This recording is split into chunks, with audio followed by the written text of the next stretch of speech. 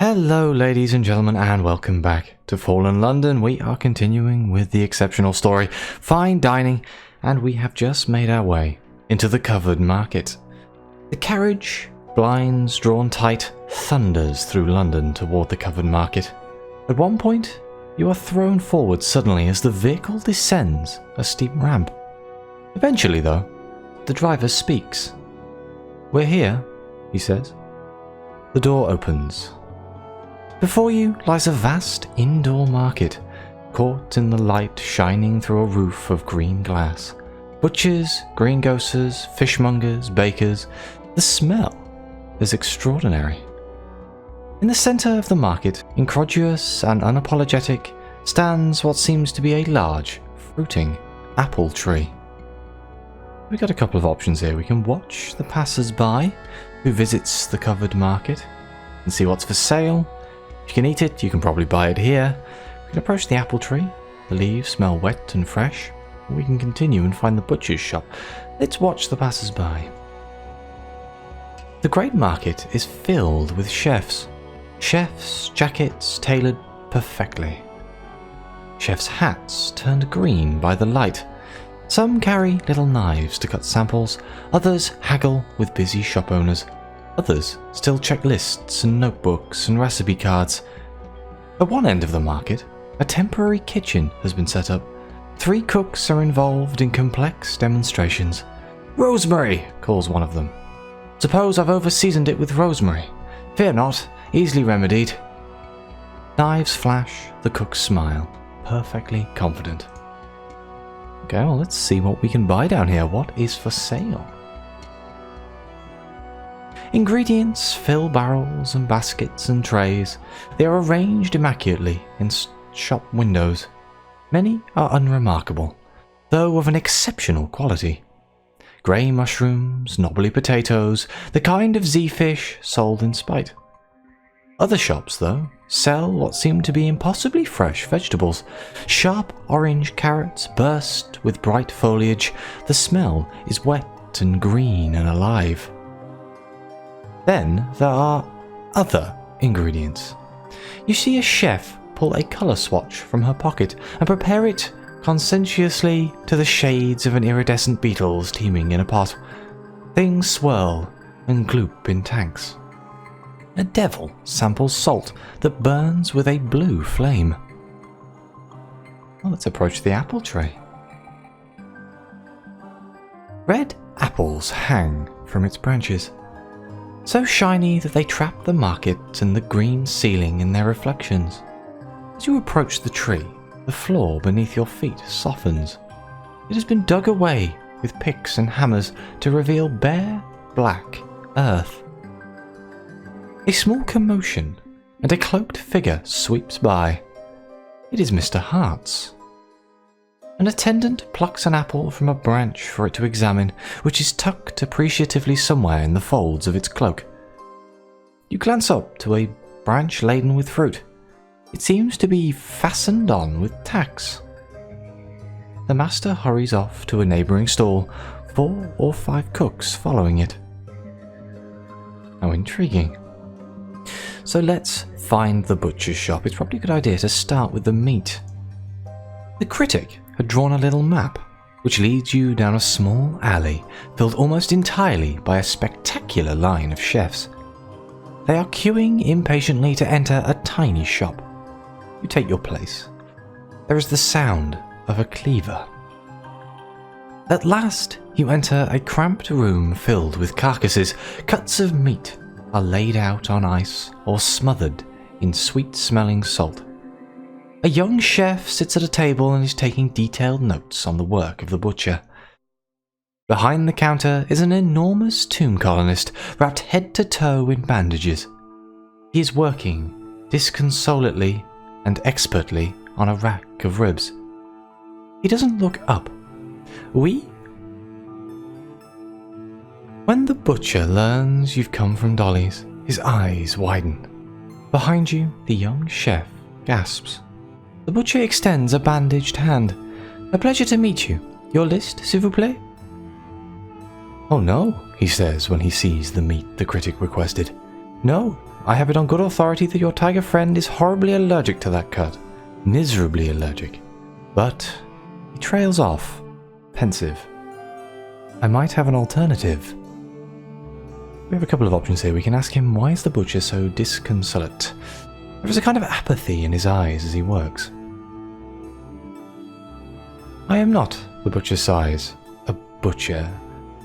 I am a poissonnier, a fishmonger in my heart, and he considers the rack of ribs ruefully. Meat is so dull, is it not? Behind the bandages his eyes are the palest blue. It's so heavy a thing. The butcher, it transpires, is painstakingly committed chef. Having spent years owning his knowledge of fish, he has embarked upon a sabbatical to learn the ways of flesh, he says. He performs an elaborate and effortless maneuver with the meat in his hands. I keep a glass of salt water beside my bed, he says. Sometimes I wake in the night and I think I'm at sea, and I turn in my cot, and I rest. The butcher wants to be a fishmonger. Okay. So we can either get the alternative meat or we can get the critic meat. So if we got the critic's meat, surely the critic would know if the tiger was allergic. The butcher is only working with hearsay. Or we can get the alternative. He seems to know his ingredients. It's not good if we kill the tiger. But then surely the critic would know. You know what? For this once, I'm going to go with the critic. I mean, things are already pretty broken anyway. What's the worst that could happen? The butcher shakes his head. So be it, he says. He pulls a piece of meat from its bed of ice on the counter, briskly sharpens one of his knives on a whetstone, and gets to work. The butcher moves methodically. You're taking a risk, he says. I respect that. Who am I to tell you how to feed one of the best critics in London? Folding wax paper around the cut of meat, he remembers something. I know the head chef of your kitchen, an incredible talent. Even if your tiger friend is allergic, I'm sure he'll find some way around it. You leave the store clutching a waxy package. There is more shopping to be done. It is very easy to become lost among the maze of shops in the covered market. Here is an alley leading to a packed restaurant, the market's own chefs visible working behind a counter. There, through a boa threaded with blooms, is a stall selling buckets of neath flowers. Most people in the market move with a kind of precise purpose.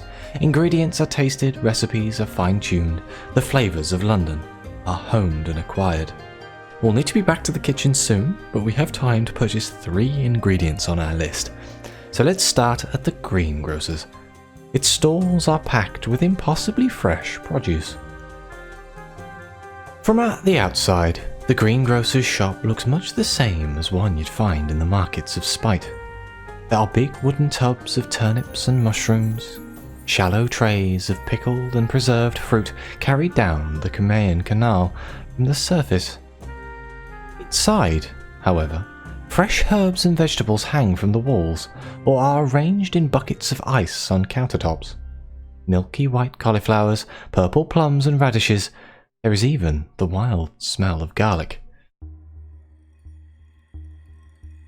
So what options do we have here? We can buy a particular apple. 3 grey apples sit on a tray in front of the greengrocer's. These will allow you to make a difficult dish with the critic's help, but will not guarantee success. We can buy a branch of splintered vine. On the counter, 5 dark sticks are half buried in a pot of dirt. This will allow you to make an extremely difficult dish with the pastry chef's help, but will not guarantee success.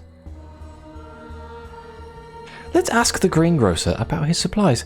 Everything in here is so green. How does he manage it?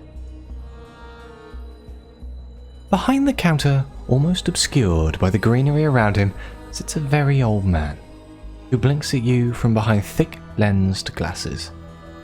He's eating a plate of pasta, pausing every couple of bites to shake pepper into the bowl. I have lived a very long life, he says, gesturing at his shop. Much of it was spent securing various trade routes or getting to know captains, building up trust. a shake of pepper. Eliminating rivals. After a while, chefs started coming to me, and that made it easier, of course. Still, he says wistfully, it's not the surface. They can grow anything up there, he sighs. Did you know that? Anything. Well, since we have bought the meat for the critic, I think I'm going to side with the critic along this, so let's buy a particular apple. The grey apples in their wooden tray bear no reflection of the room. They sit dully. The greengrocer grins. Shirt apples come from a long way away, they have. The apples are surprisingly weighty in your hand. I've only had them once or twice, says the greengrocer, sucking his teeth. Too expensive for my liking, but I hear they're very nourishing. Not delicious per se. He drops them with a thud into a paper bag, which he hands to you. Be prepared correctly, the taste is something special. Well,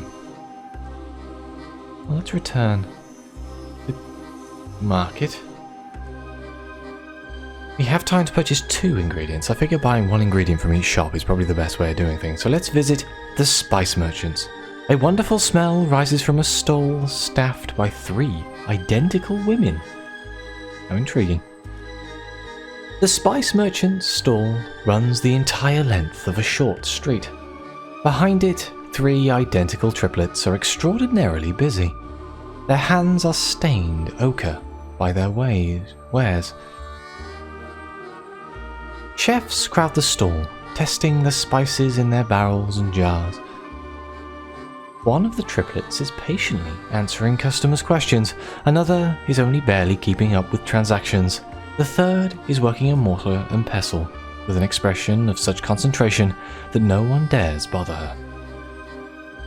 So we can buy a collection of Neath spices. A smell rises from a large barrel, warm and familiar.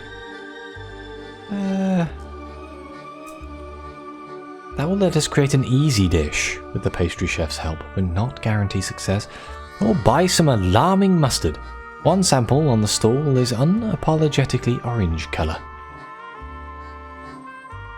This will allow us to create a fairly difficult dish with the critic's help. Or we can watch the merchants. The 3 spice merchants are astonishingly busy. An older woman pushes her way to the front of the crowd around the spice merchant's stall and catches one of the triplets by the arm.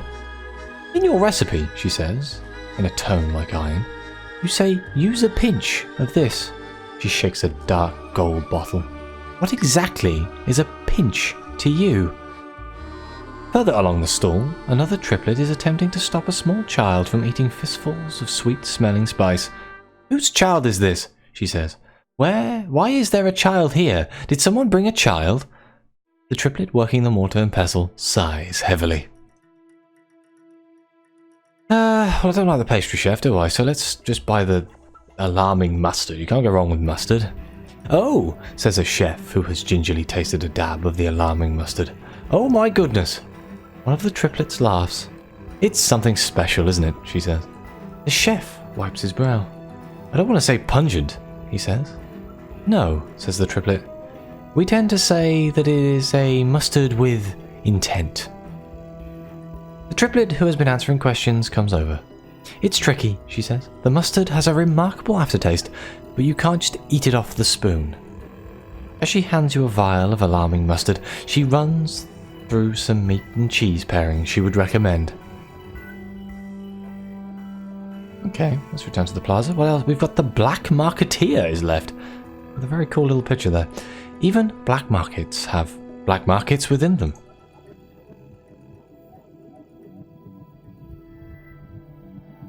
The hidden market proves difficult to find. Eventually, through methods convoluted and discreet, you come to a small shop at the end of a narrow alley. The shop is barely decorated. The floor is dusty. A young woman grins up at you from her chair, where she has been sitting, reading a recipe book. The table in front of her is covered with incredibly dangerous goods. Oh my god, we can buy a particularly fine knife. In a mahogany case secured by a padlock is a thin-bladed knife. That'll let us create an extremely difficult meal with the critic's help. Or we can buy a culinary mirror catch box. A black velvet cloth covers a small, square object. Allows to create a difficult dish with the pastry chef's help, but not guarantee success. We can ask for advice. Let's suppose you're out of your depth, way out of your depth, and a critic was in the house. The Black Marketeer closes her recipe book with a thud and listens intently. She doesn't interrupt. It's tough, she says at last. You want to let the food speak for itself, in my experience, unless you really don't think it should. If you've made something really bad, be honest about it. People know. It's not like you'd be revealing a secret. He pauses. What critic are we talking about? When she learns who it is, the Black Marketeer pulls a face. Did you hear a rumour about his allergies? All made up, I reckon, just to scare people. Picky eater, though. Good luck. The chances of me wanting to make an extremely difficult meal are quite low, but well, why not? Let's buy a nice knife. Chefs, sniffed the young woman as she unlocks the padlock. Always on about their knives. There's only one group of people that talks about knives as much as chefs do, she says, pocketing the key. And they're murderers. She closes the box, slides the knife into a leather sheath, and grins slightly. It's a beautiful blade, she says, but very fine, very brittle. Don't chop vegetables or debone meat. This is for very delicate work, you hear me? If word get back to me that this thing got broken, I'll be well hacked off. We can return to the plaza. It's time for us to return to the kitchen. Back at the critic's cab, her driver waits patiently. He is now, however, enjoying what looks like a remarkable ploughman's sandwich. Your first visit, he says, hastily wrapping what's left. He jerks a thumb towards the carriage. In you get. On the journey home, the driver slides open a little window and calls back to you. Who'd the boss bring as a partner? Who have you got waiting in that dining room? When he learns about the tiger, he laughs suddenly and warmly, then whips the horses faster. Before too long, you find yourself in the alley outside the kitchen. There are still 2 more courses to produce. Steam pours from vents on the side of the kitchen. It's been hard at work in your absence.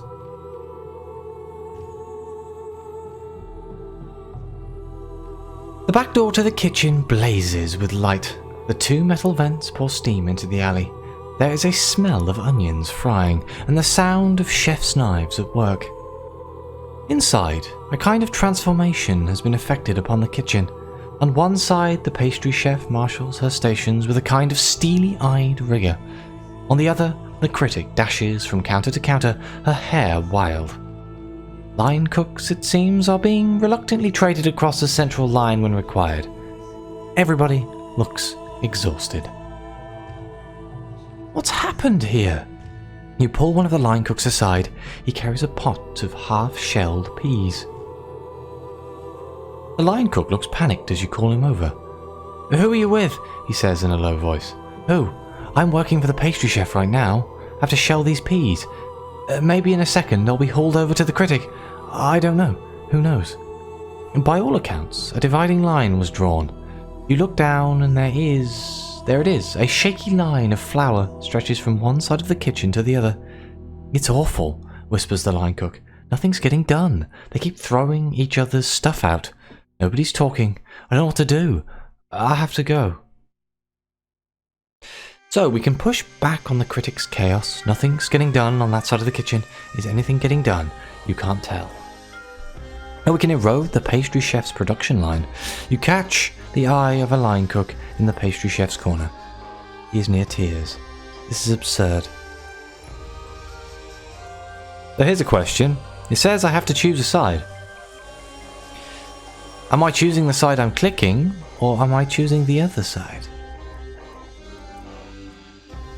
Because it sounds like I'm shutting them down, which would give the other person free reign, right? Well, I intended to go with the critic. To me, it sounds like I'm picking one to destroy. Which means, in theory, I should click the pastry chef.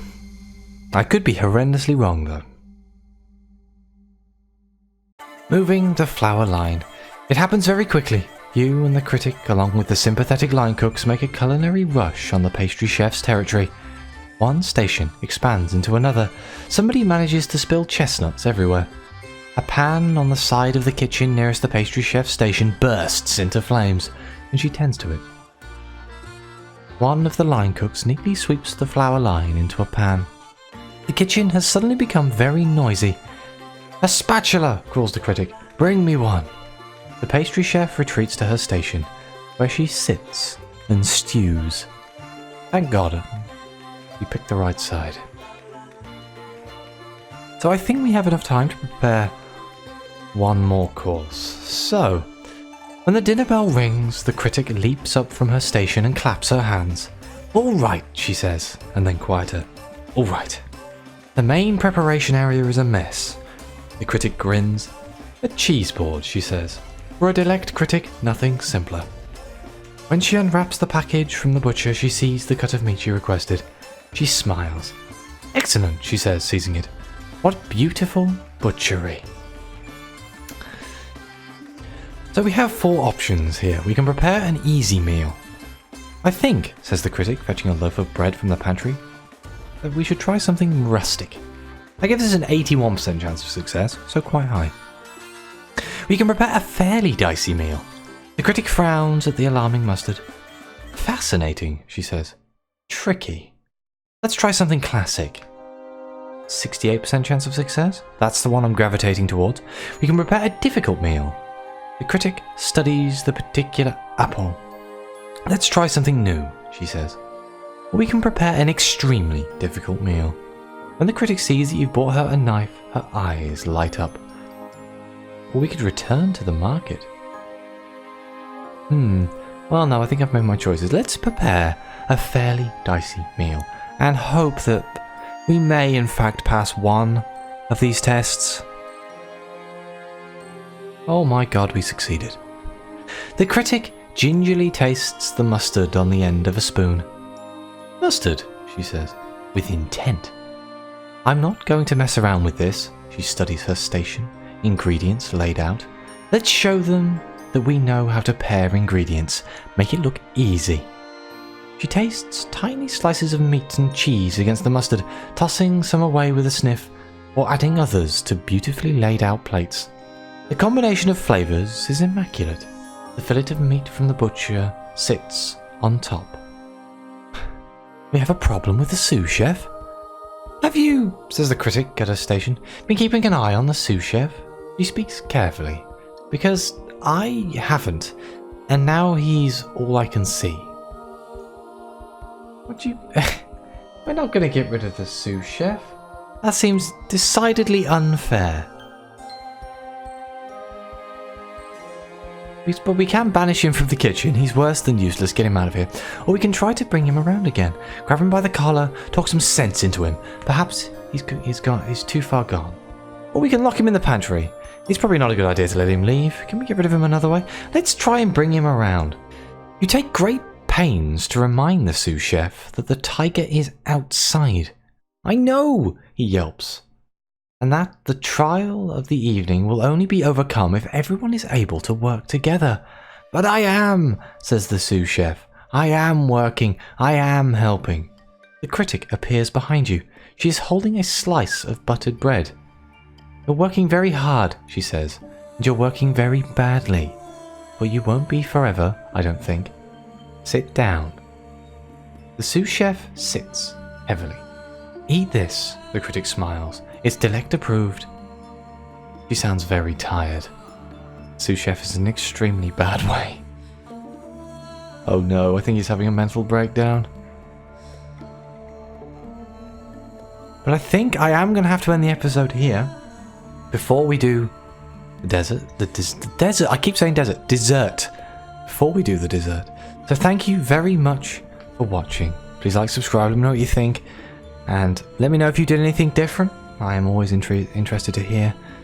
So as always, I'll see you next time.